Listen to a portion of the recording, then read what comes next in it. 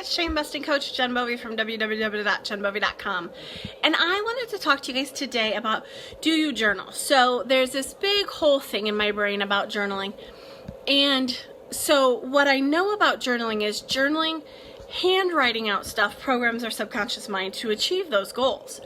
So when people are doing brain dumping or ranting or anything that's not positive and moving you forward, I encourage my clients to type that stuff versus handwriting it, because when we handwrite it, our subconscious mind accepts it as a program and tries to accomplish that.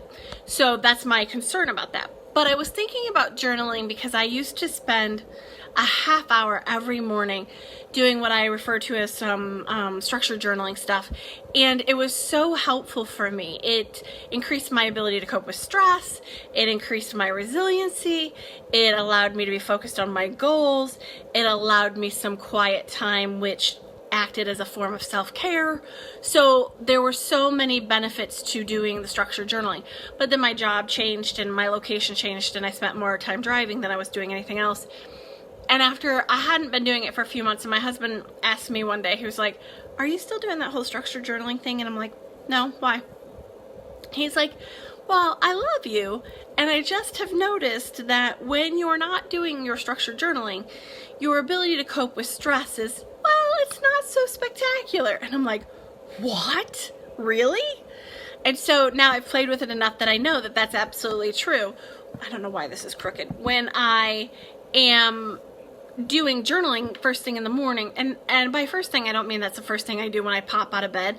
I mean, like, when I get to the office and I dedicate about a half hour to just focus on my goals, focus on my gratitudes, focus on these things, that allows me to set the mood for the day. It allows me to focus on the attention of what I want to accomplish throughout the day. So I find that very helpful. The other thing I was thinking about when I was thinking about gratitude is part of the self-care initiative has a few components to it. So if you're in the self-care initiative, I know you will have noticed that you'll get critical thoughts, action steps, meditation keys, and here's the amazing part, you'll also get journal prompts. You don't have to do any of this stuff. You're under no obligation.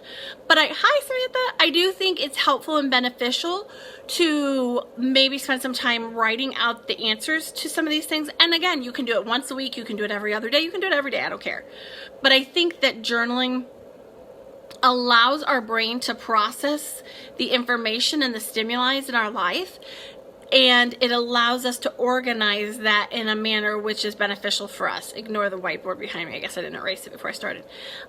So I'm a big fan of journaling, and I'd love to know what your journaling philosophy is, what your journaling format is. When do you journal? When do you not journal?